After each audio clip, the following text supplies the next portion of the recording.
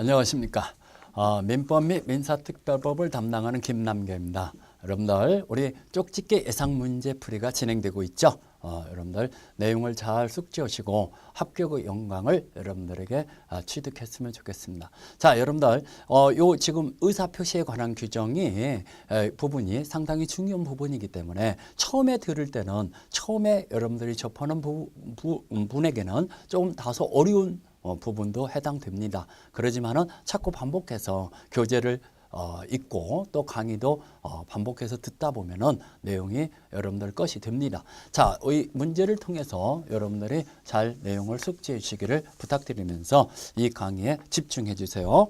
자, 우리 103페이지 5번 문제로 들어가겠습니다. 5번 문제. 우리가 지난 시간에 베이징 의사표시에 관한 107조에서 110조까지를 우리가 중요 부분을 정리를 해드렸는데 그걸 생각하면서 문제를 풀어보야겠죠. 자, 5번.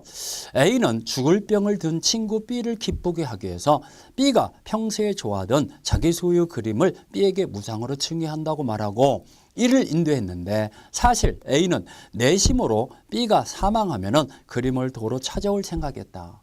증여한다고 했지만은 생각은 증여 의사가 없었다는 얘기죠. 사망하면은 다시 돌려받아야지. 이 친구를 기쁘게 할 의도로서 이렇게 그림을 도로 찾아올 생각으로 증여한다고 했어요. 얼마 후 B가 사망하고 C가 B의 상속인이 되었어요. 그래서 A가 C에게 그림을 반환을 청구하는 경우 타당한 설명은 자, 우리 그 문제를 볼까요? A가 B가 좋아하는 그림을 가지고 있죠. 그래서 B가 병원에 입원했기 때문에 이 그림을 증여하려는 의사가 없어요. 증여 의사 없이 자, 이 B를 기쁘게 할 마음으로서 증여한다고 표시한 거죠. 그러면 증여 의사 없이 증여라고 표시했는데 표시에 상응하는 겉에 표시에 상응하는 내심 효과 의사는 없는 거잖아요. 이걸 비진 의사표시, 진의 의사표시라고 그러죠. 거짓말이라는 얘기죠. 증여의 표시는 거짓이라는 얘기죠. 거짓 표시로 그림이 이 B에게 넘어갔죠. 이 그림은 어떤 그림인 것 같아요? 여러분들 한번 상상해 보세요. B를 기쁘게 할 의도로 그림을 줬다. 우리가 이 뭡니까? 우리 문학 작품에 나오잖아요. 마지막 잎새라는 그림. 이게 바로 마지막 잎새라는 그림이죠. 여러분들 우리 고등학교 때 문학 작품에서 읽었죠. 단편 소설집. 자, 이런 이 그림을 이 B가 이제 사망을 해서 이 상속인 C에게 그림이 넘어갔죠. 그러면 A는 그림을 C한테 반환 청구할 수 있냐? 이걸 따져보자는 얘기죠. 자, 이거 보세요. 자, 그림은 원칙적으로 을 거죠. 그림은 유의하죠. 이 증여의 표시는 증여는 유의하기 때문에 원칙적으로 을은 소유권 취득하죠. 원칙적으로. 그렇지만 예의적으로 이 을이 A가 자기가 지금 증여 의사가 없다는 걸 A가 알았다든가 알 수 있을 경우가 있죠. 지금 A가 증여 의사 없음을 B가 알았다든가 또는 알 수 있었을 경우다. 이런 경우에는 무효죠. 증여 의사 표시는 무효입니다. 원칙은 유의하지만 B가 A의 증여 의사 없었음을 알았다든가 알 수 있을 경우는 무효라는 거. 그러면 유효할 경우는 C는 선의든 악의든 불문하고 취득하죠. 선의 악의시 유효하게 취득하죠. 그러면 무효가 되면은 이 C가 선의일 때는 보호가 되냐? 이게 여기의 문제의 핵심이에요. 이 상속인은요, 제3자에 해당 안 됩니다. 제3자가 아닙니다. 새로운 이해관계를 맺은 자가 아닙니다. 그렇기 때문에 이 무효가 됐을 때는 이 C가 선의일 때도 무효입니다. 선의 C한테도 무효죠. 악의일 때도 무효고, 선의 악의를 불문하고 이게 B 것이 아닐 때는 C도 선의든 악의든 취득을 못하죠. B 것일 때는 선악을 불문하고 취득하는 거고. 그러면 이 B나 C는 같은 사람으로 취급해야지 새로운 이해관계를 맺은 법률상의 제3자에 해당되지는 않는다는 거. 상속인은 그걸 아냐 모르냐는 문제죠. 그러면 한 단계 더 들어가서 C가 이 그림을 D한테 팔아먹었다고 가정해 볼까요? 그러면 이 사람은 이 매수인은 제3자죠. 이 사람이 제3자죠. 그러면 제3자에 해당되니까 이 매수인은 이게 유의할 경우는 이 제3자는 선의 악의를 따져볼 필요 없죠. 그래서 유의하죠. 그렇지만 이게 지금 C 것이 아니잖아요. 그래도 이 D는 선의예요. 그러면 보호가 되죠. 악의일 때는 보호가 안 되고 선의 제3자한테는 대항하지 못한다. 이 D는 제3자 속에 들어가기 때문에 선의일 때는 무효인지를 모르고 있었으면 D는 취득하는 거죠. D까지 한번 넘어가서 자 한번 볼까요? 타당한 것은 A는 어떤 경우도 C에게 반환을 청구할 수 있다. A는 어떤 경우도 반환 청구할 수 있다. 틀렸죠. 이런 경우는 반환 청구 못 하죠. 증여 의사 없었음을 이 뭡니까? B가 모르고 있었어요. 그러면은 원칙적으로는 반환 청구 못 하죠. 그렇지만 알았다든가 알 수 있을 경우는 반환 청구할 수 있다는 거. 그러면 어떠한 경우도 반환 청구할 수 있다는 나왔은 게 틀렸고 C가 선의인 경우 A는 반환 청구할 수 없다. C가 선의인 경우 이런 경우는 반환 청구할 수 있잖아요. 선을 할지라도. 그렇기 때문에 2번도 틀렸죠. 3번 B가 A의 진위를 증여한 것이 아님을 알았거나 알 수 있었어요. B가 알았다든가 알 수 있었어요. 이거죠. 이거. 알았다든가 알 수 있었어요. 그럼 B 것이 아니니까 C는 선을 할지라도 치료 못하죠. A는 이 C한테 반환 청구할 수 있다. 맞았네요. A의 반환 청구권이 인정된다. 3번이 맞았네요. 4번 A는 어떠한 경우도 C에게 반환을 할 수 없다. A는 어떠한 경우도 반환 청구할 수 없다. 이러면 틀렸죠. 이런 경우는 반환 청구할 수 있으니까 틀렸고 B의 유언으로 반환 의사가 있어야만 A가 반환 청구할 수 있다. 그것도 아니죠. 그런 유언의 내용이 없더라도 이런 경우는 A는 C한테 반환 청구할 수 있다라는 거. 이런 경우는 그렇기 때문에 맞은 걸 고르라 했으니까 3번만이 맞았죠. 5번 문제.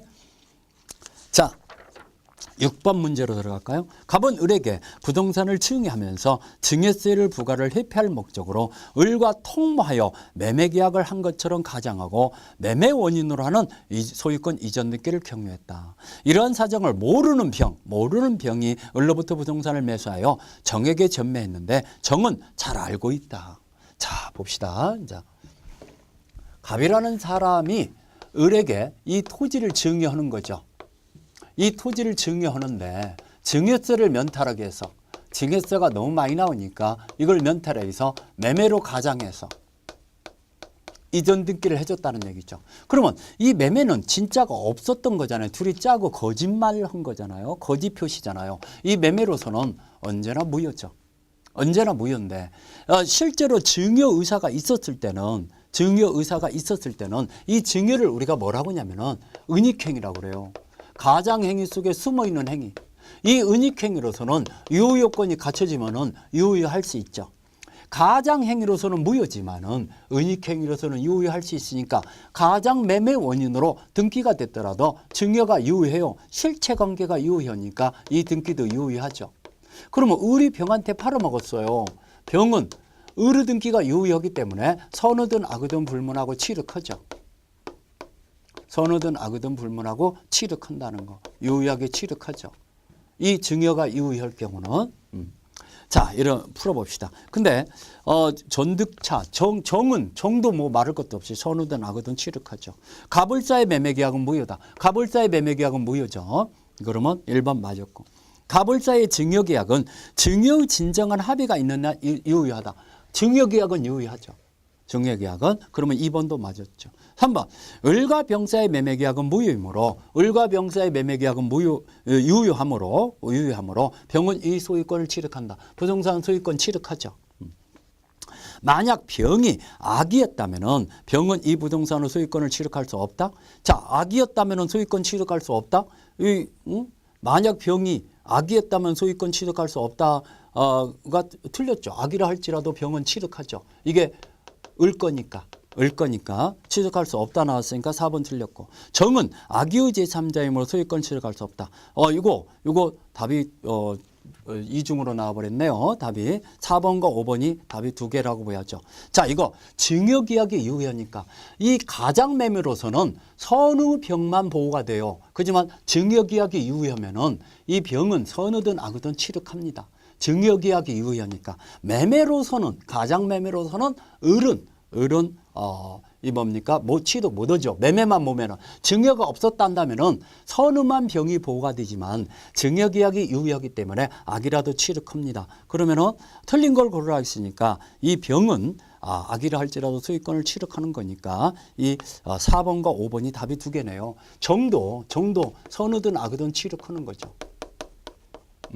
지금 요 문제는 증여계약을 무시하고 얘기한다면은 답이 5번인데 증여계약이 유효가 있으니까 답은 4번, 5번 복수 정답이 되겠습니다. 4번, 5번. 자, 다시 한번 읽어보면은 갑은 을에게 부동산을 증여하면서 증여세 부과를 회피하기 위해서 을과 통보하여 매매한 것처럼 가장해서 소유권 이전 등기를 했어요. 그러면 증여계약이 실질적으로 유효하다면은 이 을은 유효하게 취득합니다. 유효하게 취득하고 이러한 사정을 모르는 병, 선의든 악이든 병은 취득하는 거죠. 모르는 병이 이 부동산을 정에게 팔았어요. 근데 병이 선의든 악이든 취득하니까 정도 선의든 악이든 취득한다는 거. 그러면은 자 1번 매매계약은 무효다. 매매계약은 무효죠. 그 다음에 증여계약은 증여의 진정한 합의가 있는 한 유효하고 갑을사의 매매계약은 유효하므로 갑을사의 매매계약은 갑과 병사의 매매계약은 유효하므로 병은 이 부동산을 취득한다. 맞았죠? 만약 병이 악이했다면은 이 부동산을 취득할 수 없다. 병이 악이라 할지라도 증여계약이 유효하니까 이 부동산은 취득하는 거죠. 그래서 4번도 틀렸고 정은 악이라 할지라도 취득하는 거고. 그래서 답이 복수 정답이 됐네요. 자, 아무튼간 4번, 5번, 7번. 7번 문제가 시험 문제 잘 나옵니다, 여러분들. 7번 같은 문제가. 7번 같은 문제는요, 이제 증여계약이 없는 거죠. 증여계약이 없는 거죠. 강제집행을 면탈하게 해서, 자, 강제집행. A의 금전채권자가 있으니까 강제집행을 면탈하게 해서, 강제집행을 한 것을 면하기 위해서, 면탈할 목적으로 가장매매가 이루어지는 경우 있죠. 을과 짜고 이렇게 부동산을 넘겨놓는 경우 있죠. 그래서 소유권 이전 등기를 해줬다 이겁니다. 옳은 것은. 자, 갑과 을 사이의 가장매매는 당사자인 갑, 을 사이뿐만 아니라 제3자에 대해서도 병에 있어서 항상 무효이다. 병이 선의일 때는 유효하죠. 이제 이 증여가 없으니까. 자, 증여가 없고 가장매매만 있는 것만 지금 풀어보는 거예요. 그러면 병이 선의일 때는 이게 무효니까. 우리 아까 증여 문제에서는 증여가 유효하니까 유효하다고 했는데 이건 가장매매만 있잖아요. 언제나 무효죠. 을한테는. 그렇지만 병이 선의일 때는 유효하죠. 병이 악일 때는 취득을 못하죠. 선의일 때는 유효하다는 거. 그러면 병으로부터 다시 취득한 정은 이게 제3자이고 이자가 전득자라고 그러죠. 이 전득자는 자, 선의일 때는 선의든 악이든 보호가 된다고 그랬죠. 선의 제3자로부터 다시 취득한 전득자는 악이라 할지라도 보호가 되는데 이자가 악일 때는 잘 들으세요. 이 전득자가 선의일 때만 보호가 되죠. 선의 제3자 속에 들어간다고 그랬죠. 전득자도. 자, 다시 한번 얘기합니다. 제3자가 선의일 때는 전득자는 선의 악을 불문하고 보호가 됩니다. 이게 엄폐무르 법칙이라고 그래요. 악이라 할지라도 보호가 되죠. 여가 유효하니까. 근데 제3자가 무효일 때는 선의만 보호가 된다는 거. 선의만.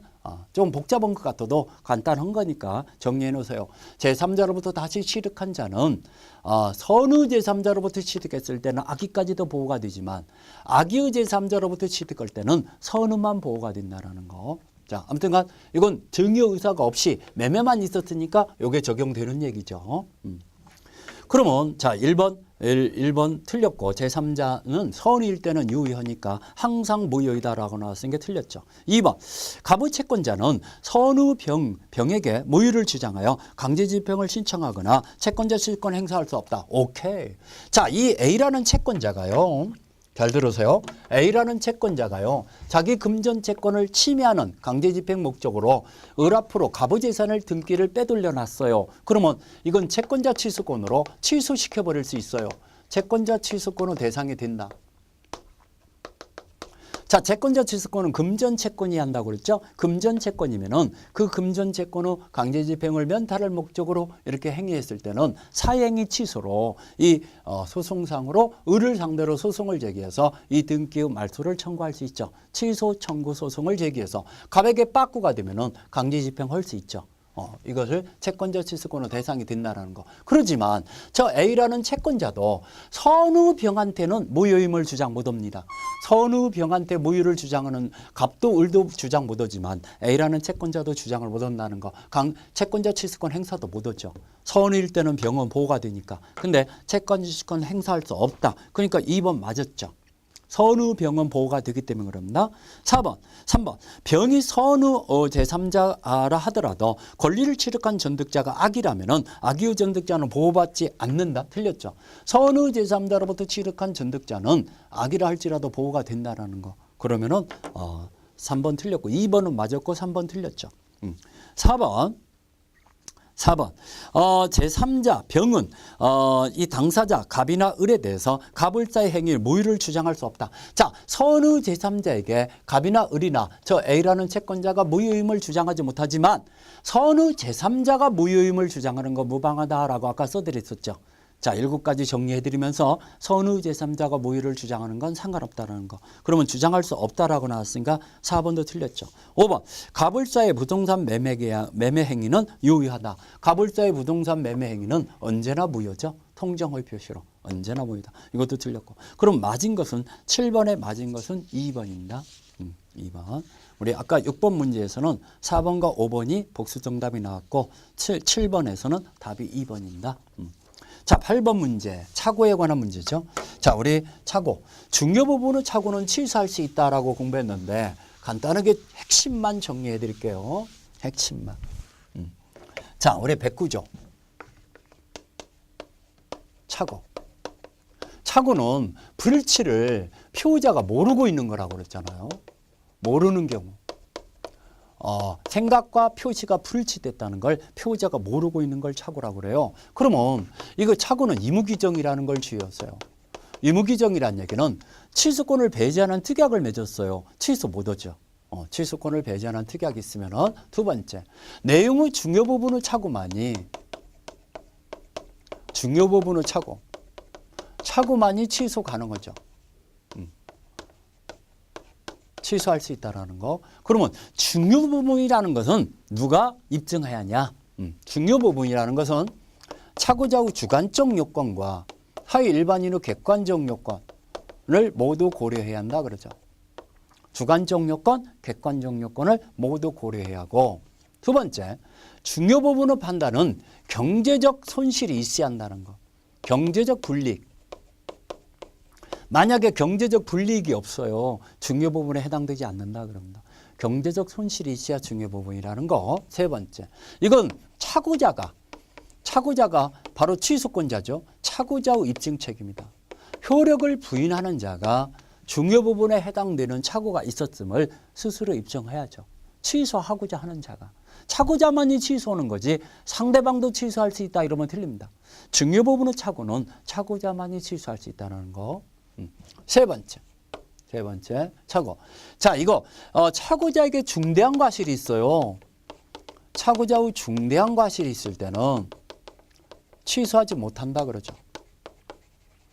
착오자의 중대한 과실이 있으면 취소하지 못한다. 중대한 과실. 자, 이 중대한 과실은 상대방의 입증 책임이다 그러죠. 상대방이 중대한 과실이 있었음을 입증하면은 착오자는 취소 못하죠. 입증해야 하고. 두 번째, 자, 이 경과실은 취소할 수 있죠. 경과실, 착오자의 경과실이면은 경과실은 취소가 가능하죠. 그러면 착오자가 경과실로 아무튼간 경미한 잘못이라도 잘못으로서 취소가 되다 보니까 상대방이 손해가 발생했어요. 그러면 상대방은 손해배상을 청구할 수 있냐? 착오자한테 이 손해배상 문제가 없다라는 거. 자, 착오는 불법행위에 의한 손해배상 청구권은 발생하지 않는다. 손해배상 문제는 없다라는 거. 착오에 관한 규정에 손해배상 규정이 없잖아요. 또 우리 판례에서는 불법행위도 성립이 안 된다. 그냥 착오를 일으킨 것뿐이다. 그건 불법행위가 아니다 그러죠. 세 번째, 자, 이 중대한 과실이 있는데 상대방이 착오를 일으켰다는 걸 상대방이 알면서 이용하는 경우 있죠. 자, 이거 피고자가 지금 착오를 일으켰다는 걸 상대방이 알면서 착오를 일으켰다는 걸 알면서 이용하는 경우. 이용 시에는 중대한 과실이 있더라도 중과실에도 취소할 수 있다. 상대방이 지금 착오자가 착오를 일으켰다는 걸 알고 그걸 알면서도 이용했어요. 그러면 중대한 과실이 있더라도 취소할 수 있다 그럽니다. 그런 거. 그 다음에 네 번째. 동기의 착오다. 아까 우리 공부했죠. 동기의 착오는 원칙적으로는 이건 취소하지 못한다고 그랬죠. 원칙적으로. 왜 취소 못한다고 그랬죠? 이건 내용의 중요 부분에 해당되지 않는 거니까. 동기는 원칙적으로 의사표시 내용이 아니라고 그랬어요. 그러지만 동기가 표시가 됐어요. 동기가 표시된 경우 또는 중요 부분에 해당돼요. 표시가 됐고 내용상 중요 부분에 해당돼요. 아니면은 상대방이 유발한 경우, 상대방이 원인을 제공했어요. 그러면 표시 여부에 관계없이 이런 경우는 취소할 수 있죠.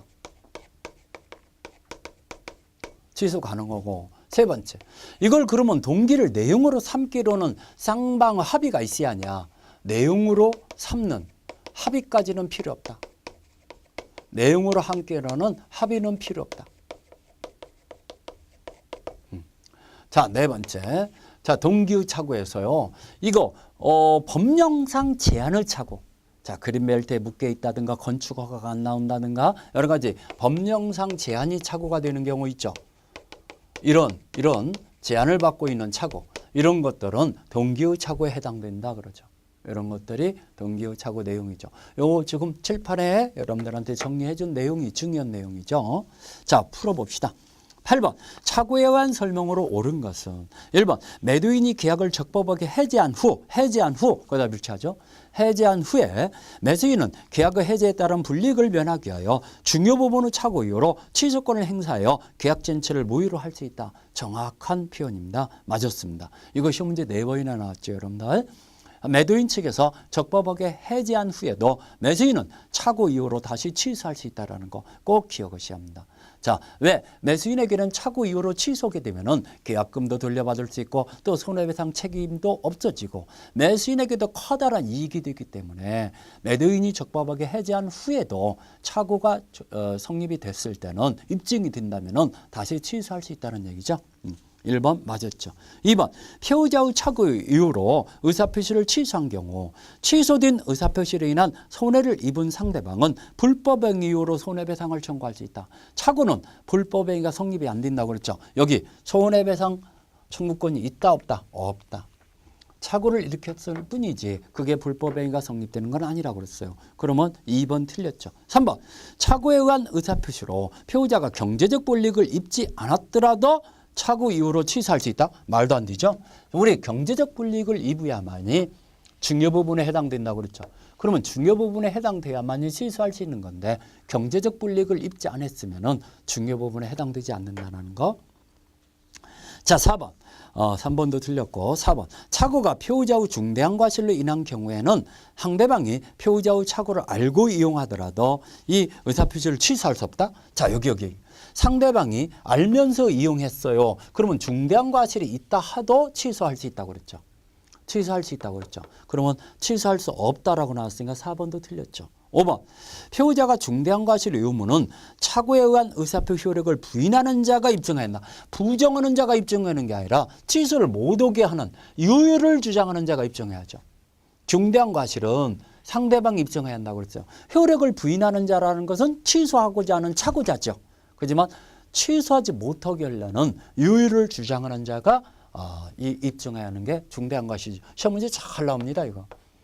상대방이 입증해야 한다는 거, 유효를 주장하는 자가 입증해야 한다는 거 꼭 좀 기억하세요. 그러면은 5번도 틀렸죠. 지금 8번에 맞은 것은 1번입니다. 1번. 자, 9번. 착오에 의한 법률행위에 관한 설명 중 틀린 것은 1번 매수한 토지가 계약 체결 당시부터 법령상 제한, 여기 나오네. 법령상 제한이다. 이러면은 이건 동기의 착오라고 그랬잖아요. 동기유착오. 법령상 제한으로 인한 매수인이 의도한 목적대로 이용할 수 없게 됐을 때 이 매수인의 착오는 동기유착오가 될 수 있다. 오케이, 맞았습니다.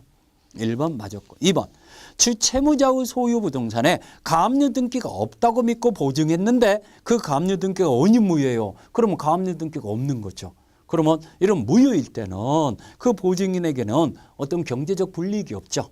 가압류 등기가 무효니까. 그러면 원인 무효가 밝혀졌으면 착오 이유로 취소할 수 없다. 맞았네요. 경제적 불이익이 없으면 중요 부분에 해당 안 돼요. 그렇기 때문에 취소할 수 없다고 그랬죠. 그러면은 2번도 맞았고 3번 상대방이 유발한 동기유착오. 여기 나오네요. 상대방이 유발했어요. 동기유착오를 유발했을 때는 취소할 수 있다고 그랬죠. 표시 여부에 관계없이 취소할 수 있다는 거. 자, 동기가 표시되지 않았더라도 취소할 수 있다. 착오가 될 수 있다. 맞았네요. 3번. 4번. 공인중개사를 통하지 않고 토지거래를 하는 경우에 토지대장에 확인하지 않는 매수인. 자, 공인중개사를 통하지 않고 자기가 토지를 구입했으면 토지대장이나 등기부등본이나 스스로 다 확인해야죠. 그럼 확인하지 않았으면 중대한 과실이 있는 거죠. 그 매수인에게는. 자, 확인하지 않았을 때는 매매계약의 동일성에 관한 착오가 있더라도 착오 이유로 취소할 수 없다. 중대한 과실이 있을 때는 취소하지 못한다 그랬죠. 그렇기 때문에 4번도 맞았죠. 5번 매수인의 중도금 미지급 이유로 매도인이 적법하게 해지한 후에 매수인은 착오 이유로 다시 취소할 수 없다. 우리 앞에 문제에서 8번 문제에서 매도인이 적법하게 해지한 후에도 매수인은 착오가 있다는 것이 입증이 되면은 착오 이유로 다시 취소할 수 있다고 그랬죠. 그러면 취소할 수 없다라고 나왔으니까 5번이 틀렸잖아요. 이렇게 시험 문제가 자주 출제되는 거기 때문에 여러분들이 이런 예상 문제를 통해서 이렇게 나올 가능성이 높구나라는 걸 빨리 숙지해서 여러분들 것으로 만드세요. 자, 5번이 틀렸습니다. 자, 10번 문제로 들어갈까요?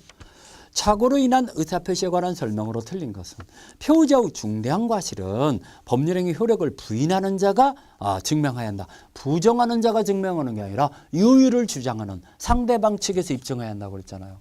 상대방 측에서 입증해야 한다. 중대한 과실은. 그렇기 때문에 1번 틀렸죠. 2번 동기의 착오가 상대방 유발된 경우 동기가 표시되지 않았더라도 중요 부분은 착오가 될 수 없는 것은 아니다. 자, 표시되지 않았더라도 유발된 경우는 중요 부분은 착오가 될 수 있다는 거예요. 그러니까 없는 건 아니다 했으니까 중요 부분은 착오가 될 수 있다. 자, 취소할 수 있다는 얘기예요. 그러면 2번 맞았죠. 부정 대 부정이면은 긍정이잖아요. 취소가 가능하다는 얘기죠. 착오가 될 수 있다는 거. 자, 3번. 가압류 등기가 없다고 믿고 보증했는데 가압류 등기가 원인무효예요. 그러면은 이거 불이익이 없다고 그랬죠. 불이익이 없으니까 취소할 수 불이익이 없으면은 중요 부분에 해당되지 않기 때문에 취소할 수 없다라는 거. 그러면 3번도 맞았죠. 4번. 매도인의 중도금 미지급을 이유로 적법하게 매도인이 해지한 후에 매수인은 착오 이유로 계약 전체를 취소할 수 있다. 우리 아까 나왔던 문제죠. 매도인이 해지했더라도 매수인은 착오 이유로 취소할 수 있다는 거.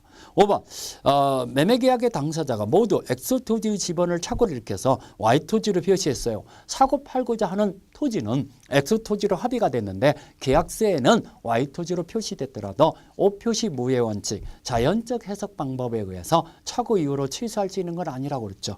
그러면은 착오 이유로 취소할 수 없다. 맞았습니다. 5번도 맞고 틀린 것은 1번이죠. 자, 11번. 사기에 의한 의사표시에 관한 설명 중 틀린 거. 사기나 강박에 의한 의사표시를 얘기하죠. 기망행위나 강박행위가 있어야죠. 기망행위, 강박행위, 사기, 강박은. 자, 이것도 좀 핵심적인 내용만 간단하게 정리하고 들어갑시다. 자, 110조 사기, 강박을 얘기하죠. 이 사기, 강박은요, 여러분들 강행 규정입니다. 이거 배제하는 특약이 있더라도 취소할 수 없기로 특약을 맺었더라도 취소할 수 있죠. 강행 규정이고 이것은 사기, 강박은 경제적 요인은 따져보지 않죠. 경제적 요인은 불고려. 그러니까 필요 없다. 그 얘기는 우리 경제적 불이익이 있어야 중요 부분을 착오를 하겠는데 여기는 경제적 손실이 있어야 사기가 되는 건 아니에요. 경제적 요인은 따져보지 않습니다. 자, 사기는 기망행위죠. 기망행위. 강박은 공포심을 야기시키는 협박하는 행위. 강박행위죠.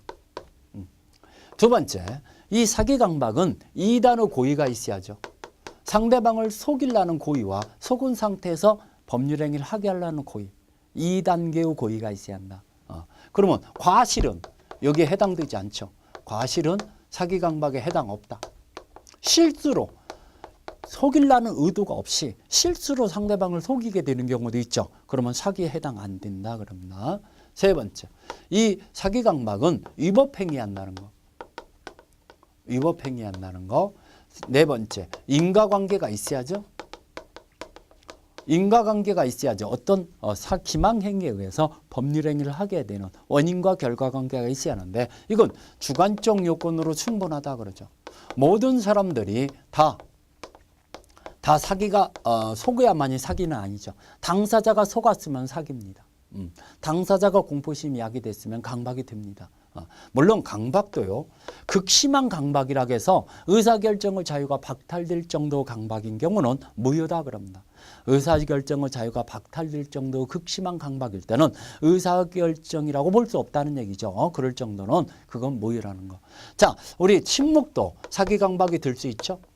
부작위, 어떤 걸 고지해 줘야 하는데 고지하지 않는 거. 자, 우리 지난번에 시험 문제가 이런 문제 나왔죠. 공동묘지를 조성하는 이 아파트 건설 계획이 있는데 주변에 공동묘지가 조성 계획이 있어요. 그럼 분양회사에서는 그걸 수분양자에게 고지 의무가 있죠. 근데 그걸 알려주지 않고 아파트 분양계약을 체결했을 때는 그 수분양자는 사기 이후로 취소를 하든가 아니면 손해배상을 청구하든가 할 수 있다라고 판결을 내렸죠. 그것이 시험 문제가 나왔죠. 그게 부작위한 사기죠.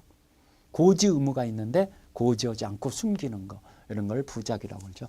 아무튼간 그러면 상대방이 사기 강박을 했어요. 언제나 취소할 수 있죠. 근데 제3자가 사기 강박을 했을 때, 제3자의 사기 강박은 자, 상대방이 있는 의사표시일 때 상대방이 그 사실을 알았다든가 제3자가 사기를 쳤다는 걸 알 수 있었을 경우 하나요. 알았다든가 알 수 있었을 경우 이래 하나요. 취소가 가능하다. 그러면 상대방은 몰랐어요. 선의 무과실이에요. 그러면 취소할 수 없다는 얘기죠. 물론 제3자한테 불법행위에 의한 손해배상을 청구할 수는 있죠. 그러지만은 계약은 취소 못한다는 얘기죠. 상대방을 보호해 줘야 하니까 상대방이 알았다든가 알 수 있을 경우 하나에 취소할 수 있다는 거. 이 취소를 가지고는 선의 제3자한테 대항하지 못하죠. 자, 우리 풀어가면서 얘기해 봅시다. 자, 11번 문제. 자, 틀린 것은 아파트 분양자가 여기 나오죠. 아파트 단지 인근에 공동묘지가 조성되어 있다는 사실을 분양계약자에게 고지하지 않는 경우, 이거 부작위라고 그래요. 알려줘야 하는데 알려주지 않는 거. 부작위에도 기망행위에 해당한다. 맞았죠? 1번 맞았죠. 2번 아파트 분양자에게 기망행위가 인정된다면 분양계약자는 기망을 이유로 분양계약을 취소하거나 취소를 원하지 않을 때는 손해배상만도 청구할 수 있다. 정확히 맞았죠. 불법행위에 의한 손해배상을 청구할 수 있죠. 2번 맞았죠. 3번 분양회사가 상가를 분양하면서 그곳에 첨당 오락타운을 조성하여 수익을 몇 프로 보장해 준다고 이게 다소 과장된 광고, 과대 광고를 하는 경우가 많잖아요. 이건 기망행위가 아니다 그럽니다. 과장 광고, 이건 사기다, 사기 아니다. 사기 아니다. 기망행위에 해당한다 나왔으니까 3번이 틀렸죠. 4번 제3자의 사기에 의한 의사표시를 한 피우자는 상대방이 그 사실을 알았거나 알 수 있을 경우에 하나여 취소할 수 있다. 오케이. 상대방이 알았다든가 알 수 있을 경우 하나여 취소할 수 있다. 4번 맞았죠. 5번 대리인이 기망행위에 의하여 계약이 체결된 경우 계약의 상대방은 본인이 선의이더라도 계약을 취소할 수 있다. 대리인이 상대방을 사기를 쳤을 때는 사기를 당한 상대방은 본인이 그 사실을 알았든 몰랐든 상관없어요. 언제나 취소할 수 있다. 왜? 대리인은 본인과 동일한 사람으로 법률상 취급해도 되는 거죠. 본인과 대리인은 법률상 동일하게 취급해도 되는 거니까 본인이 사기를 친 거나 마찬가지죠. 상대방은 언제나 취소할 수 있다. 그러니까 5번도 맞았죠. 틀린 건 3번이네요. 11번에 12번. 갑은 A의 제3자를 위한 계약의 수익자가 아님 A의 기망행위로 자기의 소유 건물을 을에게 매도하고 소유권 이전받기를 해줬다. 자, 갑은 A의 기망행위로 이 건물을 갑이 사기를 당했는데 A로부터 사기를 당했죠. 그래서 사기를 당한 이 당한 자가 취소권자죠. 이자가 취소권을 가지고 있는 건데 이걸 을과 매매를 했어요. 그래서 이전 등기를 을에게 해줬는데 A가 사기를 쳤다는 걸 을은 몰랐어요. 예를 들어서 을은 선후무과실이에요. 그런다면은 갑은 취소 못 하죠. 이런 경우는 취소 못 한다는 거. 취소할 수 없다. 그러면 을이 알았다든가 알 수 있어요. A가 사기를 쳤다는 걸. 지금 이게 제3자죠. 제3자가 사기를 쳤다는 것을 을이 알았다든가 알 수 있었을 경우 하나요. 갑은 취소할 수 있죠. 그렇죠? 그러면 이런 경우는 첫 번째 선후무과실일 때는 취소 못 하는데 갑은 A한테 손해배상을 청구할 따름이라고 그랬죠. 그 다음에 이 취소를 가지고도 병이 선일 때는 병한테는 대항하지 못하죠. 선후병은 유역에 취득하죠. 이 취소를 가지고 대항하지 못하죠. 근데 A가 을의 대리인이에요. 을의 대리인이면은 그 대리인인 경우에는 N은 이 갑은 언제나 취소할 수 있죠. 대리인이 사기를 쳤으면은 상대 이 을이 그 사실을 알았던 몰랐던 상관없다고 그랬죠. 갑은 언제나 취소할 수 있죠. 을이 사기를 친 거나 마찬가지로 취급한다는 얘기죠. 대리인이 사기를 쳤으면은 자 풀어볼까요? 1번 갑이 사기당한 사실을 을이 알 수 있었을 경우는 갑은 을에게 계약을 취소할 수 없다. 알 수 있었을 경우는 취소할 수 있죠. 알 수 있었을 경우는 취소할 수 있다는 거. 그러면 취소할 수 없다 나왔으니까 1번 틀렸죠. 만약 A가 을의 대리인이에요. 여기 나오죠. A가 을의 대리인이에요. 그러면 갑은 언제나 취소할 수 있죠. 선후무과실이라 하더라도 갑은 을과 매매계약을 취소할 수 있다. 옳거니 맞았습니다. 2번이 맞았네요. 알았던 몰랐던 상관없어요. 을이 선후무과실이라도 갑은 취소할 수 있죠. 언제나. 2번 맞았고 3번 갑이 A를 상대로 불법행위에 의한 손해배상을 청구하기 위해서는 먼저 을과 계약을 취소해야 한다. 틀렸죠. 취소하지 않고도 갑은 A한테 불법행위에 의한 손해배상을 청구할 수 있죠. 사기를 친 자가 즉 사기를 당한 자가 경제적 손해까지도 발생케 되면은 불법행위가 성립돼 버린다 그럽니다. 그래서 불법행위에 의한 손해배상 청구가 가능하다는 거. 자, 그래서 3번도 틀렸고 4번 을이 건물의 하자에 관해서 계약 체결 당시에 선후무과실이었더라도 갑에 대해서 하자담보 책임을 물을 수 없다가 아니라 있다 이래야죠. 건물의 하자에 선후무과실일 때는 매수인이 선후무과실이에요. 하자가 있었음을 몰랐어요. 알 수도 없었어요. 그럼 매도인한테 하자담보 책임을 물을 수 있다 그러죠. 그래서 4번 틀렸고 5번 을이 병에게 건물을 양도한 경우 갑이 을과 매매계약을 취소하면 그 효과를 선후병에게 주장할 수 있다. 병한테는 취소 효력을 주장하지 못하죠. 선후병은 유역에 취득하죠. 그렇기 때문에 5번도 틀렸죠. 12번의 답은 2번. 13번 의사표시 효력 발생에 관해서 설명 중 틀린 거. 우리 의사표시 효력 발생 시기를 물어보는 문제죠. 자, 우리 의사표시는 111조를 보면은 상대방에게 도달했을 때 효력이 생긴다. 도달지를 택하는 것이 원칙이죠. 예의적으로 발신지를 취하는 경우가 있지만은 원칙은 도달지이죠. 그러면 도달한 후에는 효력이 발생하기 때문에 도달한 후에는 처리하지 못한다 그러죠. 물론 도달 전에는 처리할 수 있죠.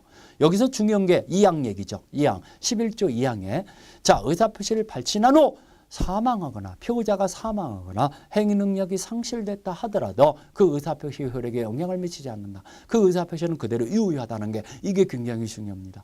사망하거나 행위 능력이 상실되더라도 그대로 유효하다는 거. 자, 그 다음에 의사표시 수령 능력이다. 112조. 자, 행위 능력이 있어야 수령 능력이 있죠. 그러면 거꾸로 얘기하면 제한 능력자에게는 수령 무능력자에 해당된다 그러죠. 그러면 제한 능력자에게 의사표시가 수령이 됐을 때는 피고자는 도달 효력을 주장하지 못하죠. 물론 제한 능력자 측에서 도달이 됐음을 주장한다든가 제한 능력자의 법정 대리인이 도달을 알게 된 경우는 도달의 효력이 생긴다 그럽니다. 그렇지만 피고자 측에서 도달의 효력을 주장하지 못한다는 거. 그 다음에 우리 공시송달이라는 게 있죠. 피고자의 과실 없이 상대방을 알지 못하거나 상대방의 주소를 모르는 경우는 법원에 신청을 해서 법원의 게시판에다가 게시하는 거. 게시한 날부터 우리 국내일 때는 2주일이 지나면은 도달로 본다 그러죠. 이걸 공시송달 제도다 그러죠. 자, 틀린 것은 1번. 피고자가 매매의 청약을 발송한 후 사망하더라도 청약 효력에 영향을 미치지 아니한다. 옳거니 맞았습니다. 자, 피고자가 의사표시를 발신한 후 사망하거나 행능력이 상실되더라도 의사표시는 그대로 유효하다 그랬죠. 그러니까 1번 맞았죠. 2번. 상대방이 정당한 사유 없이 통지 후 수령을 거절했어요. 귀를 꽉 막았어요. 아니면은 수령을 거절했어요. 그래도 정당한 사유 없이 거절했을 때는 도달의 효력이 생기는 거죠. 도달의 효력이 생긴다는 거. 그 통지 내용을 알 수 있는 객관적 상태에 놓여 있을 때는 의사표 효력이 생긴다. 맞았죠. 수령을 거절했다 하더라도 도달의 효력이 생긴다 그러죠. 3번. 의사표시가 기재된 내용증명 우편이 발송되어 달리 반송되지 않고 있으면은 그건 내용증명은 수신이 확인되도록 돼 있잖아요. 등기 우편이기 때문에. 그렇기 때문에 이건 반송되지 않고 있으면은 그 무렵에 도달된 것으로 본다라는 거. 그 의사표시는 도달된 것으로 본다. 맞았죠. 3번. 4번. 피고자가 그 통지를 발송한 후 제한 능력자가 됐어요. 그렇다 하더라도 그 의사표시는 영향을 미치지 않는다고 그랬죠. 그 법정 대리인 통지 사실을 알기 전에는 효력이 없다. 말도 안 되죠. 제한 능력자가 됐다 하더라도 행능력이 상실됐다 하더라도 그 의사표시는 그대로 유효하다는 거. 그러면 4번이 틀렸네요. 5번. 매매계약이 해제하겠다는 내용증명 의평이 상대방에 도착하였으나 상대방이 정당한 사유 없이 수치를 거절했어요. 수령을 거절했어요. 그래도 의사표시는 도달의 효력이 생긴다고 그랬죠. 의사표시는 도달하는 것으로 볼 수 있다. 5번도 맞았죠. 그러면 틀린 것은 4번이 틀렸네요. 자, 이러다 보니까 우리가 의사표시 잠까지 공부했어요. 우리 제3절 대리가 들어가는데 의사표시 내용을 중요한 거기 때문에 핵심만 다시 한번 우리가 요약해서 정리해 드리겠습니다. 자, 우리 의사표시라는 건 피고자의 생각과 표시가 일치돼야 하는데 이게 불일치가 됐다든가 아니면은 일치가 됐다 하더라도 하자 있는 의사표시일 때는 이걸 비정상적인 의사표시라고 그래요. 비정상적인 의사표시일 때는 어떻게 되겠냐? 107조에서 110조까지 정리해 놨죠. 107조. 진이 아닌 의사표시다. 거짓말이란 얘기죠. 단독으로 거짓말한 거죠. 그러면 상대방은 모르고 있어요. 그러면 원칙적으로 유효하죠. 그렇지만 상대방이 진이 아님을 알았다든가 알 수 있을 경우는 무효인데 이 무효를 가지고는 선의 제3자한테 대항하지 못한다는 거. 이게 상대적 무효라는 얘기죠. 진이 아닌 의사표시. 자, 진이라는 것은 피고자의 진정으로 바라는 바를 뜻하는 건 아니고 그 상황에서 최선이었던 걸 진이라고 한다는 거. 그 다음에 우리 통정허위 표시 108조. 통정허위 표시는 당사자 간에는 언제나 무효라고 그랬어요. 무효를 가지고 선의 제3자한테 대항하지 못하는데 무효기 때문에 당사자 간에 이행하기 전이면 이행할 필요가 없어요. 근데 이행을 했을 때는 이건 가장행위일 뿐이지 불법 행위가 아니기 때문에 이행했던 부분의 반환 청구가 가능합니다. 선의 제3자한테는 대항하지 못하고. 이 통정허위 표시는 자, 우리 채권자 취소권의 대상이 된다라는 거. 채권자 취소권, 강제집행을 면탈을 목적으로 가장 매수인 앞으로 부동산을 빼돌려 놨을 때는 취소시킬 수 있는 대상이 되는 거고. 자, 그 다음에 우리 착오를 공부했어요. 착오. 착오는 불일치가 된 걸 피고자가 모르고 있는 거죠. 착오는. 자, 우리 중요 부분에 착오가 있을 때 한해서 취소할 수 있는데 경제적 손실이 있어야 중요 부분이라고 그랬죠. 자고자에게 중대한 과실이 있으면 취소하지 못합니다. 중대한 과실은 상대방이 입증 책임을 진다고 그랬죠. 그 다음에 우리 이 취소를 가지고는 선의 제3자한테 대항하지 못하는 상대적 취소라고 그랬죠. 그 다음에 마지막으로 사기강박. 사기강박은 불일치가 된 게 아니라 일치된 거죠. 근데 기망행위, 공포심이 알시키는 강박행위에 의해서 일치된 거죠. 이걸 하자 있는 의사표시라고 그러죠. 그러면 상대방이 사기강박했을 때는 사기강박을 당한 자는 언제나 취소할 수 있지만 제3자가 사기강박했을 때는 어떻게 되겠냐? 이게 중요하다고 그랬죠. 자, 이 제3자가 사기강박했을 때는 상대방이 그 사실을 알았다든가 알 수 있을 게 하나에 취소할 수 있다는 거. 그러면 상대방은 몰랐어요. 선의무과실이에요. 그러면 취소 못하죠. 물론 제3자한테 불법행위에 의한 손해배상을 청구할 수 있다고 그랬죠. 취소하지 않고도.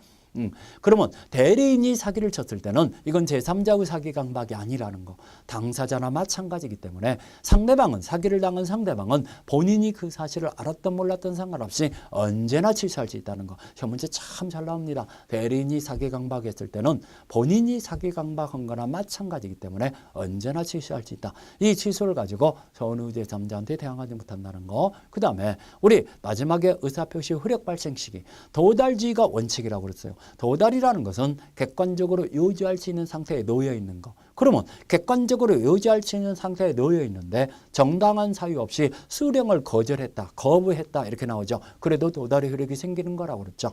그 다음에 우리 표자가 의사표시를 발신한 후 사망하거나 행능력이 상실됐어요. 그래도 의사표시는 영향을 미치지 않는다. 그대로 유효하다고 그랬죠. 그 다음에 우리 등기우편이나 내용증명우편은 우리 수신이 확인되니까 반송되지 않고 있으면 그무렵에 도달된 것으로 보여야 하는데 보통우편이나 일간신문에 공고를 했다. 이런 것들은 도달이라고 볼 수 없다라는 거. 보통우편 또는 일간지신문에 공고를 했다 해서 도달이라고 볼 수 없습니다. 등기우편과 내용증명우편은 반송되지 않고 있으면 도달한 것으로 볼 수 있다는 거. 그 다음에 우리 의사표시 수령 능력은 행능력이 있어야 수령 능력이 있는 거라고 했죠. 행위 무능력자에게 의사표시가 도달이 됐으면 도달의 효력을 주장하지 못하지만 무능력자 측에서, 그러니까 제한 능력자 측에서 도달을 주장하는 거, 또 법정 대리인이 도달을 알게 된 경우는 도달의 효력이 생긴다고 그랬죠. 마지막으로 상대방의 주소를 모르는 거나 상대방가 누구인지를 알지 못하는 경우 있죠. 표자와 과실 없이 상대방을 모르는 경우, 상대방의 주소를 모르는 경우는 법원에 신청을 해서 공시송달하는 제도가 있다고 그랬어요. 그것도 도달로 본다라는 거. 국내일 때 이주일이 경과됨으로써 도달로 본다. 이런 식으로 의사표시장을 정리했는데 이 내용이 3문제 정도가 예상이 되는 거기 때문에 여러분들이 이 문제를 풀면서 교과서 내용도 뒤적뒤적하면서 여러분들 것으로 숙지하기를 부탁드리면서 의사표시장에 관한 강의는 이만 마치겠습니다. 자, 언제나 최선을 다하는 민법 및 민사특별법의 강사 김남경이었습니다.